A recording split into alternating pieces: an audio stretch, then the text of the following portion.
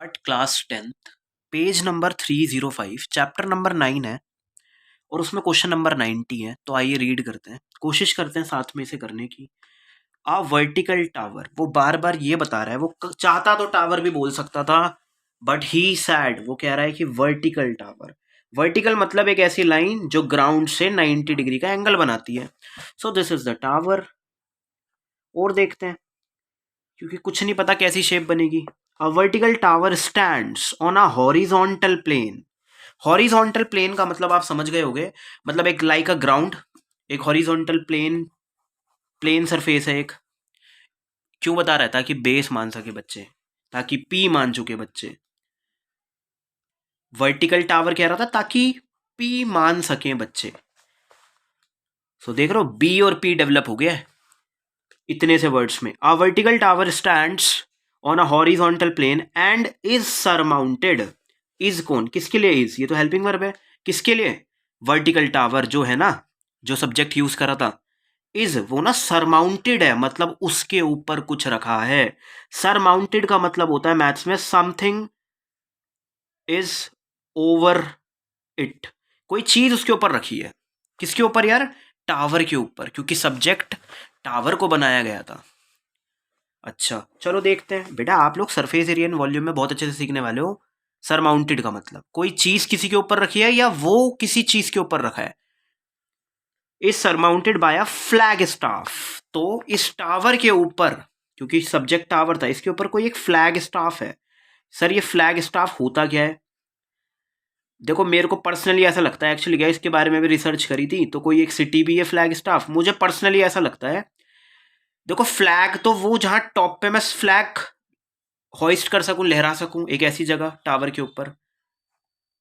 ठीक है, पर यार ये ना स्टाफ वर्ड भी दिया है, यानी कि मुझे ऐसा लगता है ये पूरा बहुत ही बड़ा होता होगा, मतलब वहां जाके स्टाफ वर्क भी कर सकता है, होइस्ट भी कर सकता है, लहरा सकता है फ्लैग को, बटन दबाएगा लहर जाएगा, या कुछ जरूर कुछ ना कुछ एक स्पेस मेंटेन किया जाता होगा, मेरे को ऐसा लगता है। सो फ्लैग स्टाफ है ये। इसके बारे में बहुत डिटेल में नहीं पता मेरे को। By a flag staff, a vertical tower stands on a horizontal plane and, और ये सरमाउंटेड है, इसके ऊपर कुछ है, बाय अ फ्लैग स्टाफ द्वारा ये सरमाउंटेड की गई है, इसके ऊपर कुछ रखा गया है, वो फ्लैग स्टाफ है। ऑफ हाइट, जिसकी हाइट है, किसकी हाइट बताओ, किसकी हाइट? इसकी हाइट, इसकी हाइट है 5 मीटर की।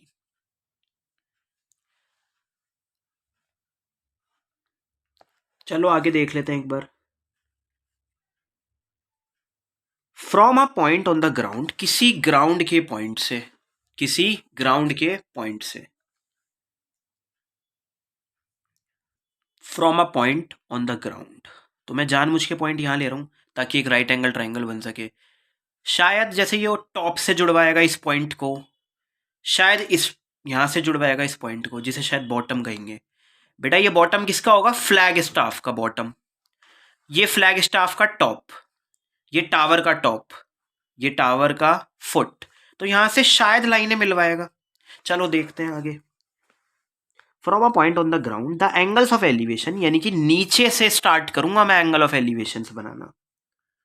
ऑफ द टॉप, यहां से बहुत इंपॉर्टेंट हो जाता है question. Of the top and the bottom of the flag staff.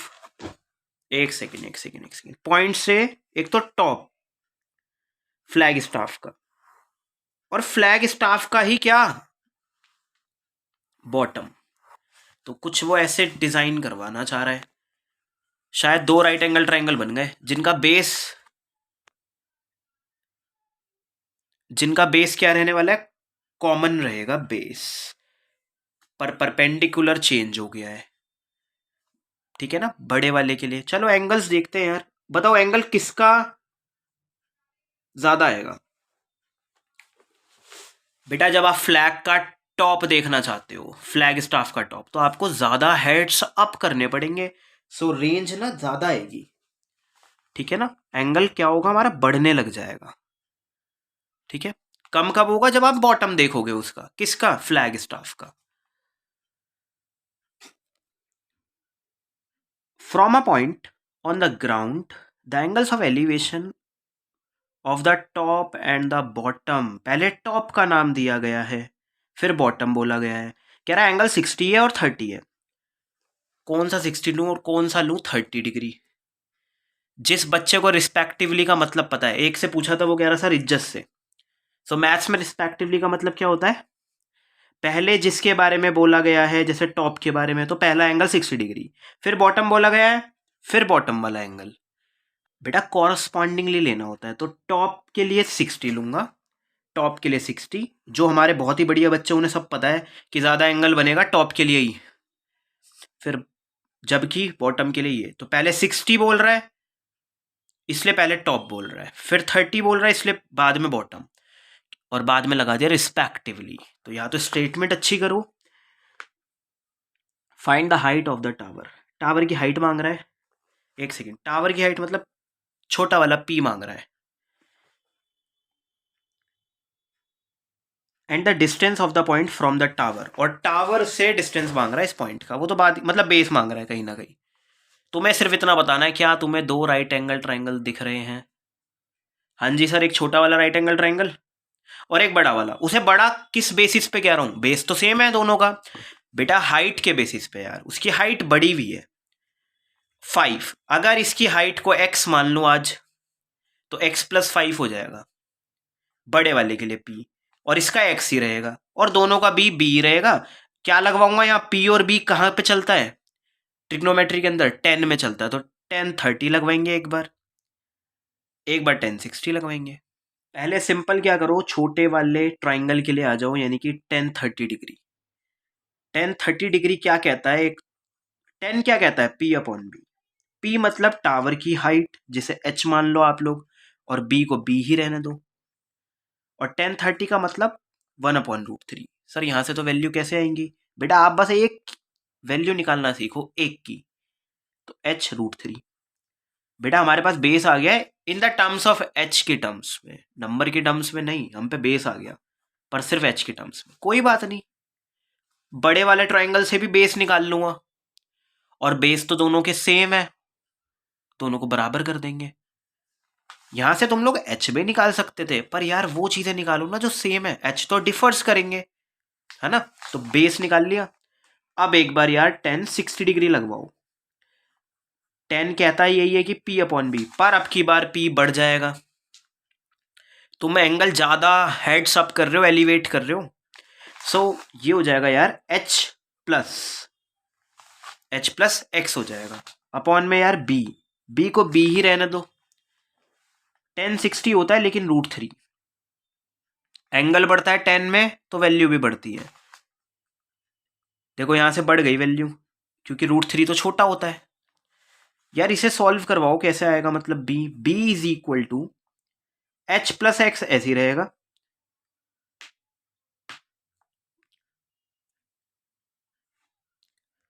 अच्छा h इसे माना है मैंने, इसे x मानने की नीड नहीं है यार, क्योंकि ये तो 5 है ना, तो h+5 कर लेते हैं फिर इसे हम। p लेना है हमें पूरा, अब की बार बड़ा लिया ना ट्राइंगल, सो h, इसे क्या लेट करवा दिया? h+5 पूरा बन जाएगा हमारा ये, ठीक है ना? ये पूरा बन जाएगा हमारे पास, जिसका ब्रेक डाउन हुआ h+5। तो यार h+5 लिखो, यहाँ b का b रहने दो, दिस इज इक्वल टू √3। यहां से b निकलवा दो एक बार कि क्या आ जाएगा। b को ऐसे ही रखो, h+5 को भी ऐसे ही रहने दो, ये √3 नीचे चला जाएगा। सर रेशनलाइज करें या नहीं करें बताओ? मैं कह रहा हूं अभी मत करो, फाइनल आंसर आने पे करेंगे रेशनलाइज। बेटा अब क्या करवाऊं, दोनों बेस को इक्वल कर लेते हैं, क्योंकि दोनों बेस हैं बराबर। दोनों को इक्वल कर दो, दोनों ही बेस हैं, वो भी कॉमन। चलो इसे सॉल्व करते हैं। इसके नीचे यार ये क्रॉस हो जाएगा, तो ये देखो यहाँ कैंसिल हो जाएगा, ये 3h रह जाएगा। √3 की √3 से करूंगा तो √3 का स्क्वायर ही कह रहा हूँ इनडायरेक्ट वे में, ये कैंसिल होके 3h बनाएगा, ये h ही रहेगा और ये 5 ही रहेगा। h वाले एक तरफ कर लो, this is 2h and this is equal to 5। अब देखो यहां से h तो पॉइंट में आ रहा है, कितना आ जाएगा पॉइंट में? 2.5 मीटर। तो यार हाइट ना हमारी 2.5 मीटर आ रही है। बताओ टावर की हाइट के लिए 2.5 में ऐड करूं 5? नहीं, आप लोगों ने h निकाल लिया है, h ही लेट करा था इसे, सिर्फ ये क्या था, सिर्फ ये थी h। तो टावर की हाइट आ गई हमारे पास 2.5 मीटर। बेटा अब आप बेस कैसे निकालोगे लेकिन, क्योंकि क्वेश्चन में तो ये भी कह रहा है कि and the distance of the point from the tower this is, यानी कि बेस मांग रहा है वो। अरे यार बेस की इक्वेशन बनी रखी है ना, ये कब काम आएंगी? ये रही बेस की छोटी से छोटी इक्वेशन उठा लो फटाफट से। वो कहता था कि बेस ना बराबर होता है h√3 के, और आज जब h आ गया है तो 2.5 करो रिप्लेस और ऐसे वैल्यू आ जाएगी। अब डिमांड देख लेता हूँ कुछ है तो नहीं इस क्वेश्चन की। कह रहा है 1.732 रखो, तो 2.5√3 इसके साथ है मल्टीप्लाई में। एक बात बोलूं, याद है 2 की मल्टीप्लाई जब मैं √3 से करता था तो क्या आता था? मल्टीप्लाई होने में कोई कंडीशन नहीं है, प्लस नहीं हो पाएंगे ये, क्योंकि ये रूट वाला और ये रूट वाला नहीं है। तो देखो प्रोडक्ट करने पे 2√3 आता था, यानी कि ये दोनों तो मल्टीप्लाई में लिखे हुए हैं फिर। तो √3 की ना यहां से वैल्यू डाल दो आप। यार मैं बस इतनी लिख रहा हूं 1.73 सफिशियंट है इतनी। तो देखो प्रोडक्ट बेटा प्लस में नहीं होते, ये मल्टीप्लाई में होते हैं यार। इनकी पॉइंट हटा के कर लो मल्टीप्लाई, जो आंसर आएगा वो हो जाएगा। कहो तो अभी कर देते हैं यार, क्योंकि पूरा आंसर करना चाहिए वैसे तो किसी को भी। 7×5 तो 35, 36 और 5 और ये 8 और फिर 6,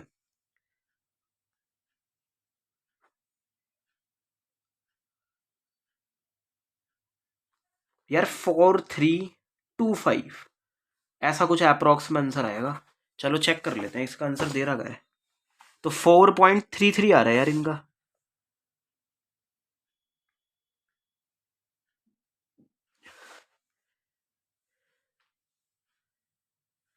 अच्छा सॉरी, 2 डिजिट और ये 3, तो 4.325 समथिंग कुछ। यार वो 3 डिजिट हो गई यार, पॉइंट के बाद ना यहां से काउंट करना स्टार्ट करते हैं, तो ऐसा कुछ आंसर आएगा। ठीक है ना, जो आप अप्रॉक्स में कह सकते हो यार, इसे 4.33 भी बोला जा सकता है। चलो आज की क्लास में इतना ही, thank you so much. Moral देख लेते हैं इस क्वेश्चन का क्या है। आज तक स्टोरी के होते थे मोरल कि इससे क्या सीखा, देखो इस क्वेश्चन से क्या सीखा। तो ये टावर बता रहा था किसी हॉरिजॉन्टल प्लेन पे, वहां से एंगल बना रहा था फ्लैग के बॉटम से, एलिवेशन वाला एंगल, पर फ्लैग के टॉप से, तो ज्यादा एंगल खुल जाएगा फिर। अच्छा, फिर हमने क्या करा यार, ये वही केस है जब बेस सेम होते हैं पर पी वेरीज कर जाते हैं, चेंज होते हैं। बड़े वाले के लिए ले लेना h+5, छोटे वाले के लिए लेना बस h, दोनों बेस को इक्वल करो और अपने आंसर को हासिल कर लो। ये देखो यार, दोनों बेस को इक्वल कर दो, बेस वाली इक्वेशन भी काम आएगी जब बेस निकालना होगा हाइट पुट करके। तो करके देखना यार, और प्लीज डाउट हो तो बताना।